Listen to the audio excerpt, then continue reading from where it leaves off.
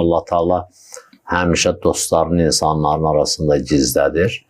Və hərənin bir iş üslubu var axı. İş üslubu var ki, ondan məsələn istəyir biraz məsələn bu iş genişlənsin.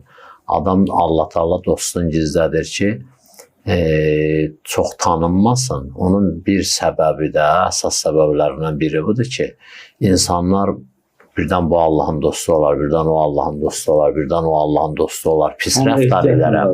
Həm ehtiyatla da, nəticə etibarilə insanlar görürsən cəmiyyətin əksəri ilə yaxşı davranar, mehriban, hörmətlə, ehtiramla. Və həm də bizə bu dərsi verir ki, hacı, Allah ki bizə buyurur insanlara xidmət eləyin, pak insanlara xidmət eləyin demir.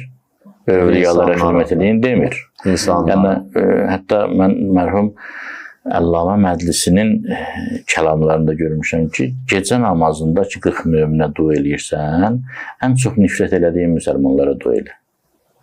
Ki, o kin-kudurət içindən təmizlənsin get-gedə. Bəli.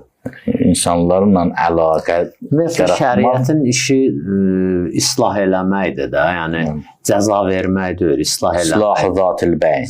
İslah-ı zat-ül bəyn, ondan sonra ümumiyyətlə insanın öz əməlini islah eləmək, cəmiyyəti islah eləmək.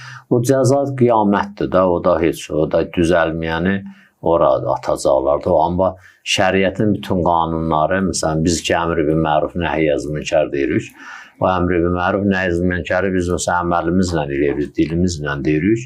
O bəzi qanunlar var, elə şəriətin bütün qanunları avtomatik surətdə cəmiyyəti islah edir, cəmiyyəti düzəldir. Məsələn, o elə bir məsələn o Allahın dostu bu olar, o olar, o olar, məsələn, hamiyə o cürə ehtiram eləyir. Məsələn, dua eləyəndə məsələn kimə qarşı kinin var, onu dua elə. Bu birsin zaten elə dua eləyirsən də, görəndə salam verirsən, bu da duadır da.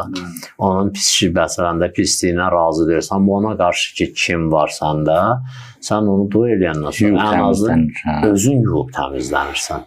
Özün yuyub təmizlənirsən. Hiss edirsən ki, kinin azaldı.